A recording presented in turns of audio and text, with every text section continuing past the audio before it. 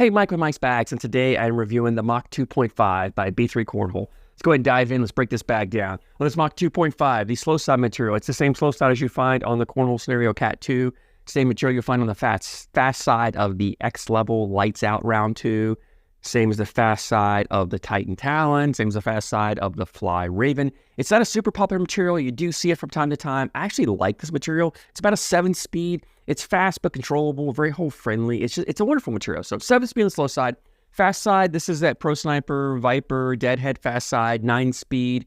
Crazy fast, great for pushing and collecting. So we're gonna have about 7 and 9 speed on this bag. Template-wise, this is a medium template bag. It's got a medium fullness, a medium amount of flop. It's kind of that sweet spot for a lot of players. So it's got some flop to it. It is not crazy floppy at all. Again, kind of right down the middle here. The fill in this bag is that 3-part blend fill that B3, kind of their newer fill. Like they call it the hyper blend. I really like the fill. It's super hole friendly. It gives the bag a little bit of, it's not crazy bouncy, but it gives us some movement so you can really shape shots. So I really like the fill. I wasn't sure I was going to like it in a faster bag, but I did like the way the fill played in this bag.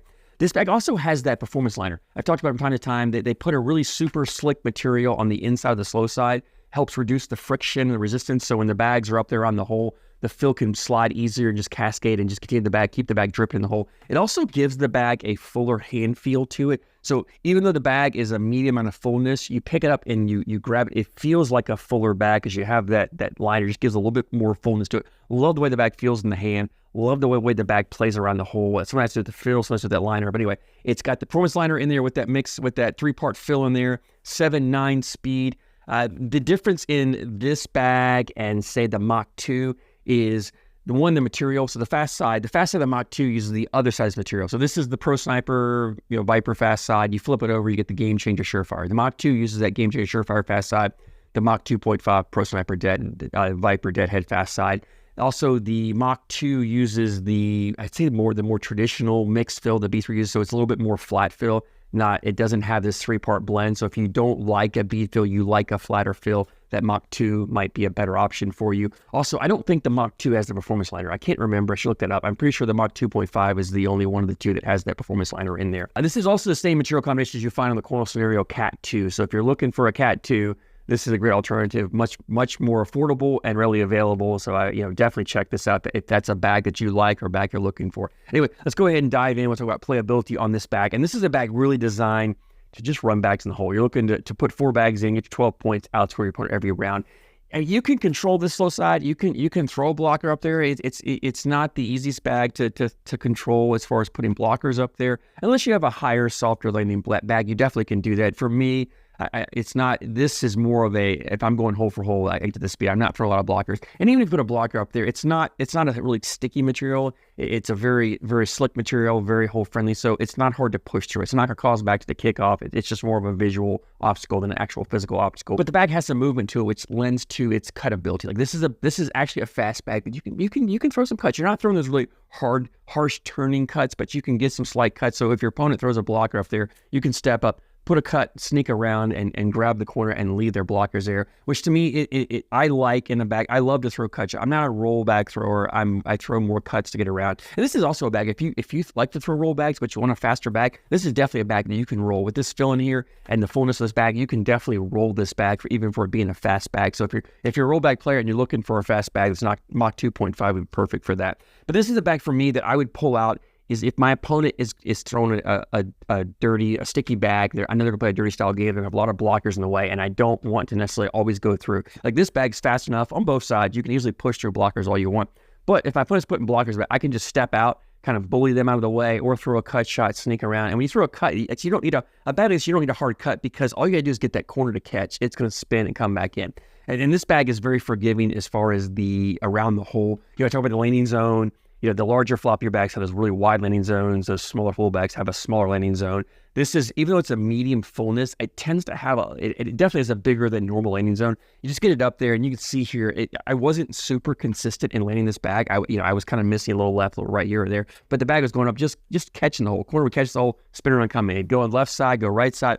Just bag after bag was going in the hole. And cornhole, I've said time and time again, cornhole is a confidence sport. The more bags you put in, the more confident you are, the more likely your next bag's can go in. So as I was throwing this bag, even though I wasn't consistent in my landing, the bag just kept going in the hole and the hole. So I was more confident my next bag I was going to put in the hole, and I wasn't stressing about trying to be perfect on it. I wasn't stressed about where I was trying to land the bag. I wasn't overthinking, overanalyzing. I was just in a zone throwing the bag. And that's when, to me, when I play my best, when I can get in a zone and not have to think about every little thing, I can just throw without overthinking it. That's when I play better. And bags like this really help with that, because even though I'm off, even though I'm a little inconsistent, it's still going in the hole.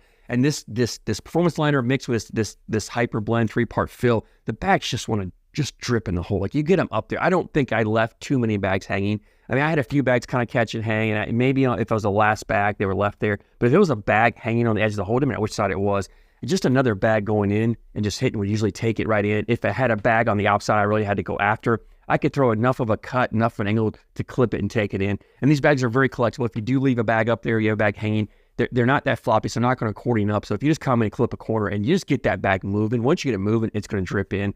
And this bag, even on the slow side, it's great for you can push right through. So all in all, you know, if as far as putting bags in the hole, this bag does a great job of going in the hole, no matter where it is on the board, right? It's going to go in the hole. Now, the big difference, or people are going to ask me, what's the difference between this bag and the B3 Ranger? Well, one, the materials, they're all different materials. So the Ranger uses 2 completely different materials than this does. So it's a preference of material-wise, what you're looking for. Also, the Ranger uses a mixed fill, but it's more flat filled, where this is more bead fill, even though they're both mixed. So if you like more of a flat fill bag, the Ranger's what you want. If you don't have a flat bag, this Mach 2.5 has that blended fill, more bead heavy than flat. If you don't have a flat fill, this bag is going to bounce a little movement, so it will kick on you.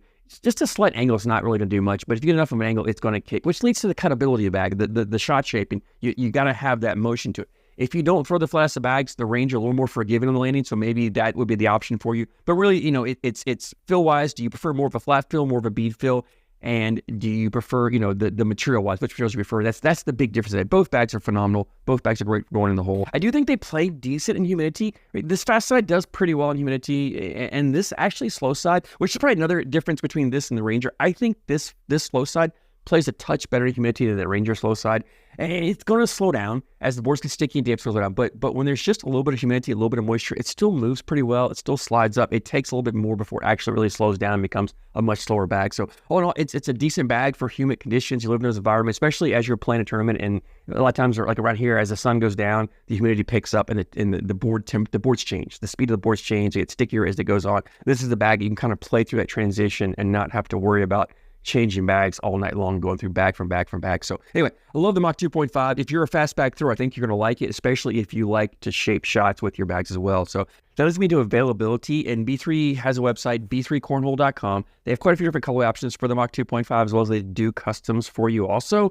The bags are $79.95, and there's free shipping, so that's $80 all in shipped to you. The bags are available with the ACO stamp or unstamped, whichever way you're looking for. If you are planning ACO events this season, I think season 19, you are required to have an ACO stamp bag to throw. You can only throw unstamped or any ACL stamps for that. So you have to have an ACO stamp bag. So if you're playing one of those events, you're going to need to get a stamp bag. If you don't have one yet and you're looking for a faster bag, check out the Mach 2.5.